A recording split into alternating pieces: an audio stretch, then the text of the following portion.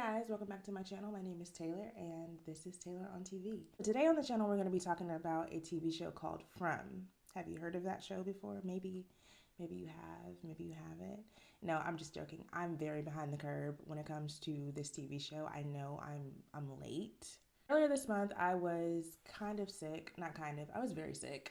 And so I spent maybe like 5 days in bed. I'm actually just now getting better from being sick, so if I still sound a little weird, that's why. But I decided to binge watch a TV show. I'm very behind the curve on TV shows. I was torn between the TV show From and Your Honor. Somehow I let my mom talk me into watching From before Your Honor, but now that I've finished watching the first 2 seasons, I'm kind of pissed. I have a big problem with watching TV shows that aren't done. I prefer to have TV shows that are fully complete. I am so impatient. I don't want to wait for another season, but here I am waiting for season 3 like the rest of you. Outside of Netflix, the last TV show that I watched where I had to wait was probably How to Get Away with Murder. And I was so impatient waiting for that. No, I'm lying. The last TV show that I watched was Severance. And I am miserable. I am so ready for the next season of Severance. Anyways, somehow I missed that From is not a fully completed series, and now I am waiting on season 3 like the rest of you. I've never had a TV show where I don't have not even an inkling of what's going on. Like, normally the gears are turning while I'm watching TV shows, but with this one, nothing was clicking. Like, I've got nothing. So I made my way down to YouTube to see what kind of conspiracy theories you guys were coming up with. I even checked out some Reddit threads, and I see where you guys are headed. I get it. So it wasn't until a few days later and after several YouTube videos that I started coming up with my own theories for this show. So I figured I would make this video to share my thoughts with you guys. Now, before I do share these thoughts, one thing that I'm noticing about this TV show, I don't know who y'all are, or maybe I just have not watched a TV show in a very long time. Y'all are mean in some of these comments. Like, y'all are calling people all types of names, all types of silly. Like, I've never seen so many disgruntled people in YouTube comments over theories. Like, fan theories are meant to be fun. They're meant to be outlandish. They're meant to be tinfoil hat type conspiracies. So if you don't like thinking outside of the box, if you're very judgmental, please exit this video now, because some of the theories that I have they're a reach, like Stretch Armstrong reaching. Okay, so if you don't like those kind of theories, I mean, you can stay, but be nice in the comments. Okay, so spoilers ahead. So if you have not seen the TV show From, I highly recommend you exit this video, go check out the show, and then come back and tell me what you think about it. So without further ado, let's get into my thoughts, my theories, and my think pieces for season 1 and 2 of the TV show From. So starting off strong with my very first theory, the group is living in a time loop. Now, this is not an original theory. This is not something that I came up with on my own. I actually saw this theory on a YouTube video. Not sure who from, because I watched dozens of videos. So this is not my original thought. However, the minor details of why I think it's a time loop, I think they are pretty original, because I haven't heard this from anybody else. But once I heard time loop, a lot of the little details from the show started to come to mind. So let me explain what I mean by time loop, because people have different ideas of what a time loop actually is. So when I say time loop, I mean sequence of events are happening. Some people might die, some people might survive. Whatever that might be, these sequence of events are going to keep happening over and over again. I do believe that people's actions can change the time loop. So it's not something that's going to be the exact same every single time. So here is the first point of why I think we might be watching a time loop. Tabitha has a vision of her being on the staircase of the lighthouse. Now, we all interpret these things as being visions, but what if they're just memories? Is she misremembering? Are these memories not coming back to her the way that they're supposed to? Like, have I been here before? Which takes me to my next point. Elgin, when he wakes up on the bus, he remembers this town. How are you remembering this? He's like, I think I saw it in a dream before. Is it a dream or is it a memory? Sarah is also another example of this. Sarah is portrayed to be hearing voices or like kind of going crazy, But I genuinely think this could feed into that time loop theory. The things that Sarah is doing, the people that she's taking out, it could be for a good reason. Maybe in one of the time loops, she didn't leave the door open and Kenny's father survived. Who knows how the story could have played out differently. Similar to Jade's friend, if Jade's friend would have survived, how would Jade act? Would Jade be so determined to get out? I feel like a lot of Jade's driving force is like, I really need to get out of here and I don't understand what's happening. I feel like if he had a friend by his side, he might be operating a little bit differently. So it's possible that Sarah is taking these people out for the cause, for the plot, because we've been here before and I know what things are like if Kenny's father survives. Another thing further backing her actions being a part of a time loop, when Sarah wants to kill Ethan, she says, if I don't kill him, then that means my brother will die. So it's kind of like a fork in the road or different paths you could take.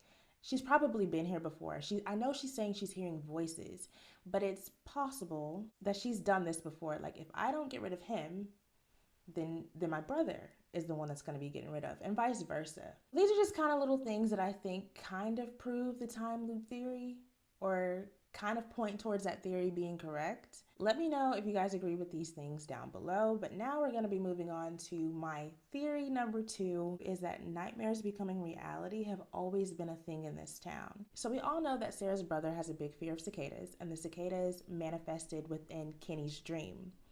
And then they came out of the dream into reality. But what other nightmares could already be existing within the town? Or what other nightmares are people already dealing with? They just don't even realize it. So I think the town that they are actively stuck in is actually Victor's nightmare all along. In flashbacks and in the Polaroid picture, we see that Victor has been living in this town since he was a little kid. I think that where they are currently stuck is a strip of a bigger town that Victor actually comes from. Follow me. So I think that this town where they're stuck is probably a place within Victor's memory or somewhere he has nightmares of. The strip that they're living in, or Fromville that they're living in, they have a diner, they have a post office, a strip of houses, a motel, and the Colony House. Where are the schools? I think they have a gas station, but where's the grocery store? You know, are these the only homes in this town? I feel like this little road is something that Victor has had a nightmare of, but it is just a little part of a much bigger town. We've learned that Victor can't even remember his sister, so what if he can't remember the entire town that he grew up in? He just remembers some parts. Because in the Polaroid picture where Victor's walking around in the background, it seems like the guy was posing for the picture. And I feel like if they were stuck in Fromville, I don't think I want to take pictures right now. We're trying to figure out what is going on.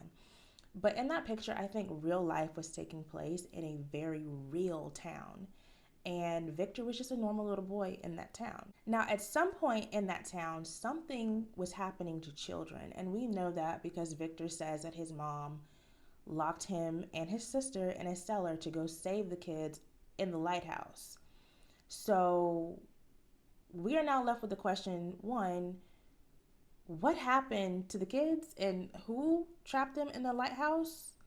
What's going on? You know, I think this all happened in a real town, and there was real danger for kids during this time. I think they want you to believe that Victor's mother is locking them in the cellar to protect them from the creatures or whatever those creepy people are. But I don't think those people existed yet in that scene. So when Victor's sister ran out of the cellar, the only threat to her was probably whoever was doing the things to the kids. That's what I think. I think the thing is, when Victor woke up that next morning, everybody in that city had been massacred. I feel like it was probably a tragedy.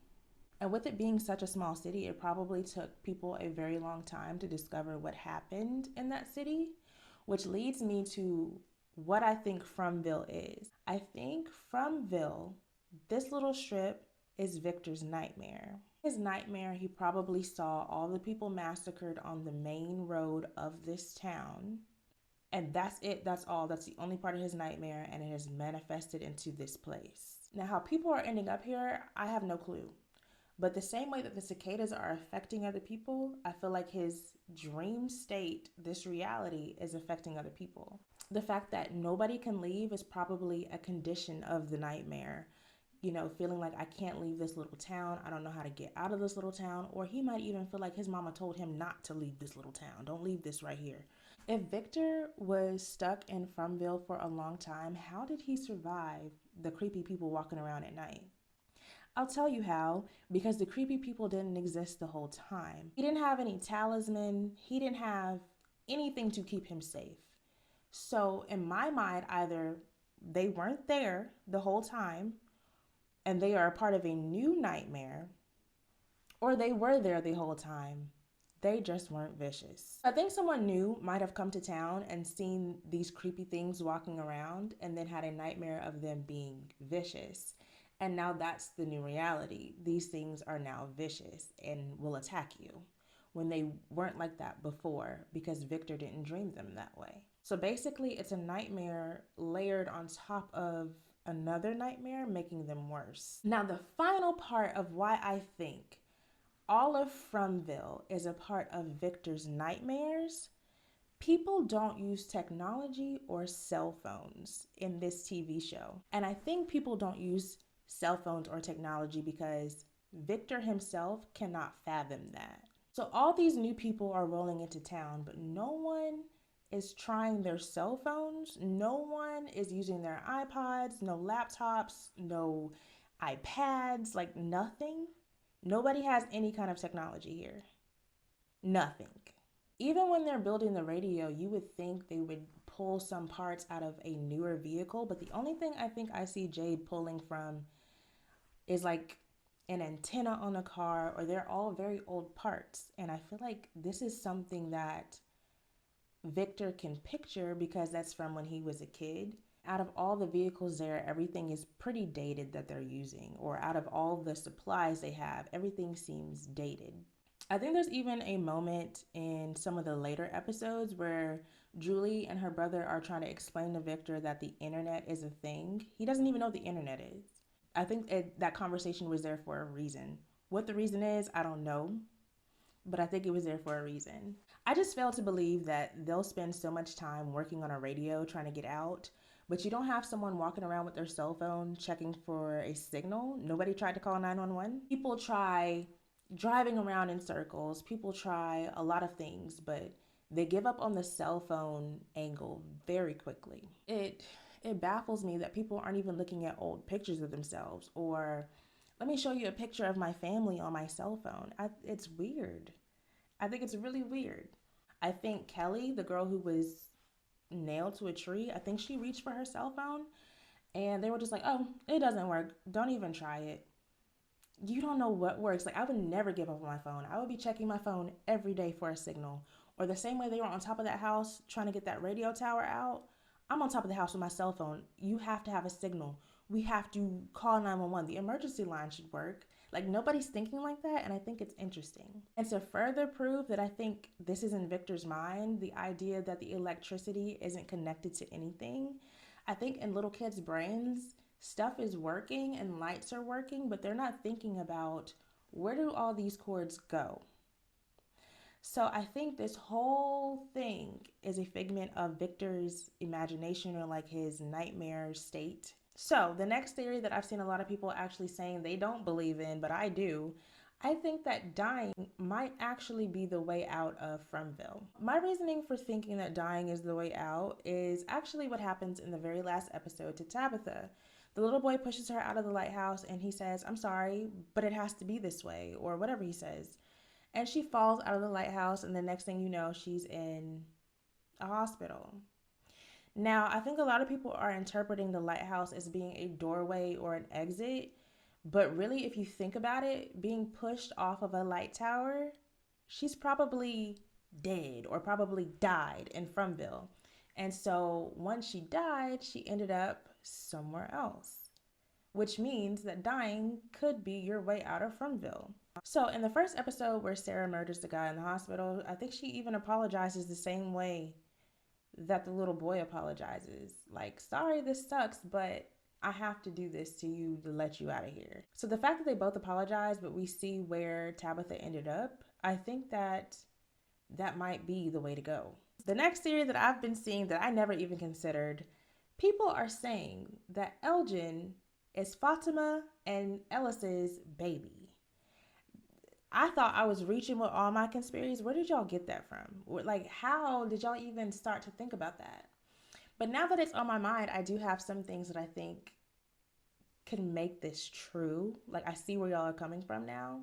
The first thing that's kind of like, okay, girl, Elgin is very similar to the name Ellis. And I did think that when I was watching the show. The show does have so many characters and it's so difficult for me to keep up with all the names. I literally have my iPad right here because, baby, I'm struggling with the names of these characters on this show.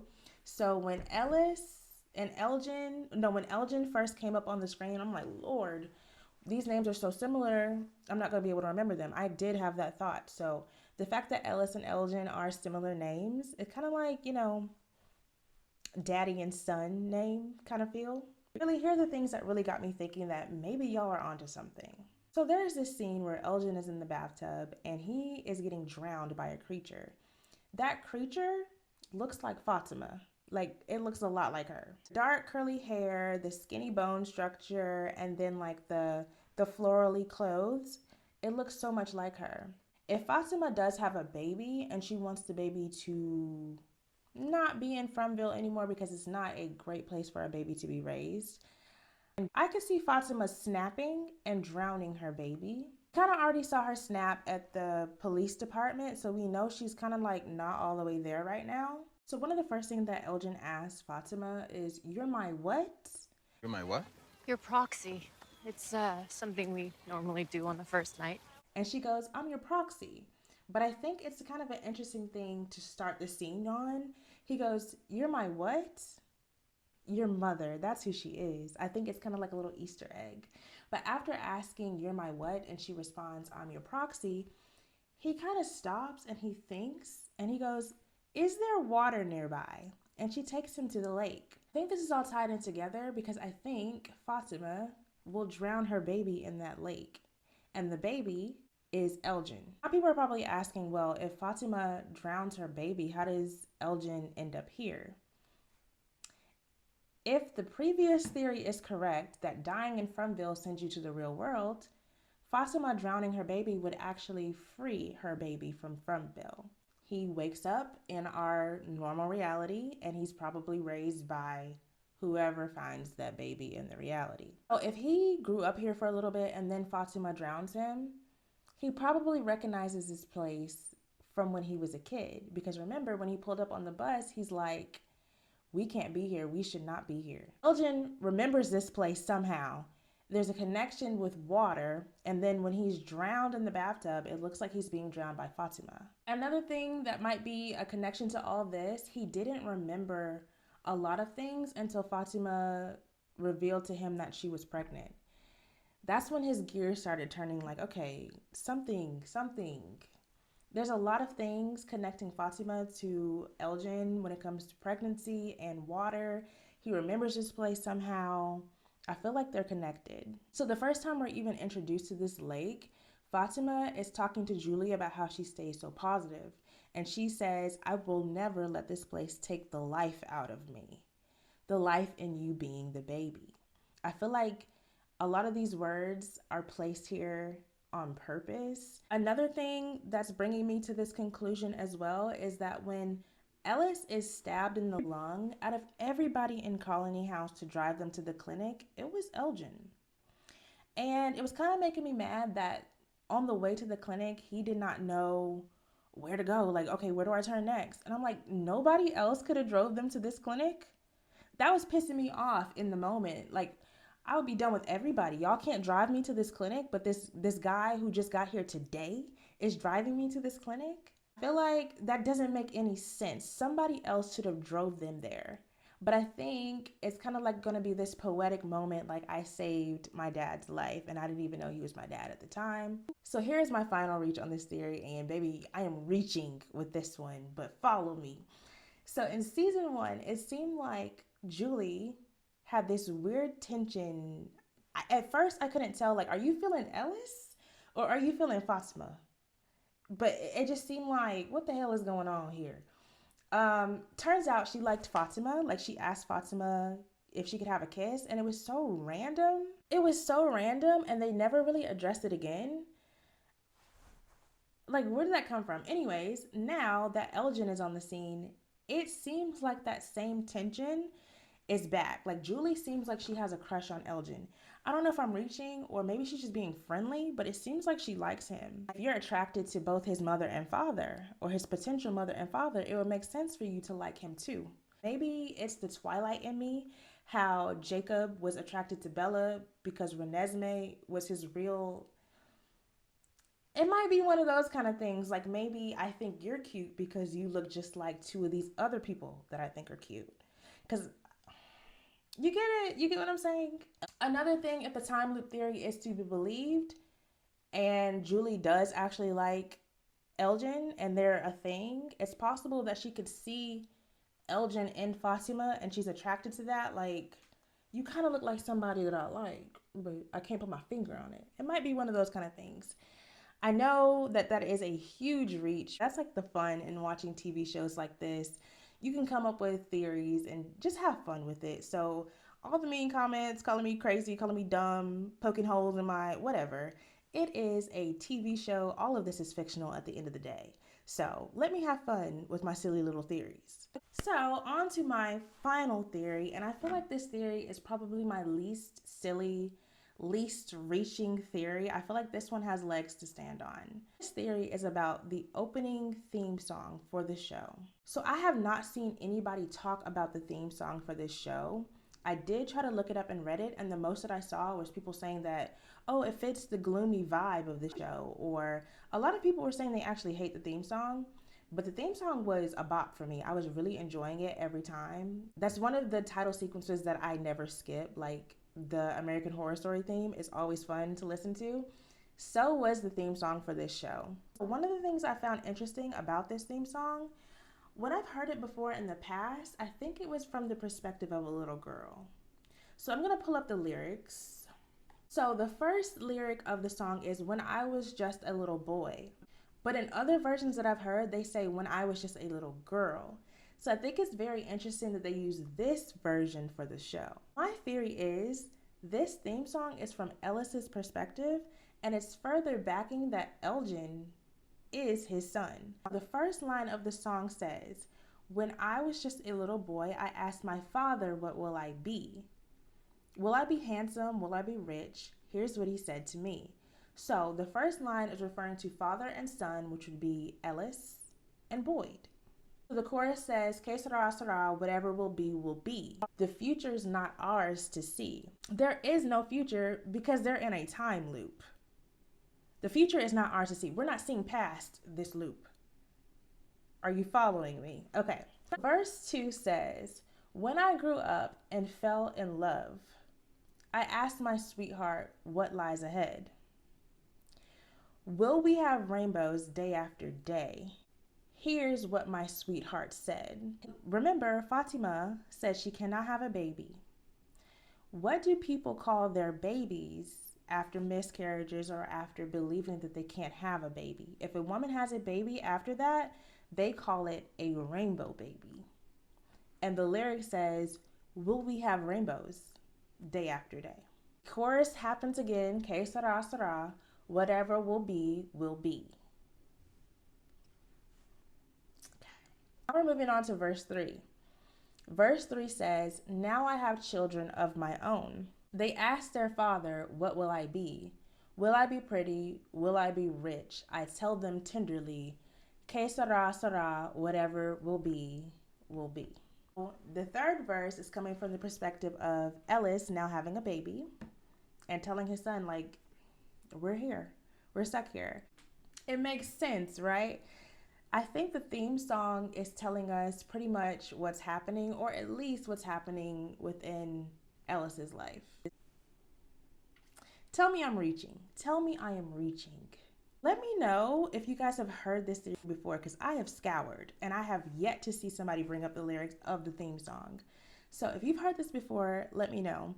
If you think that I'm onto something with the theme song, also let me know.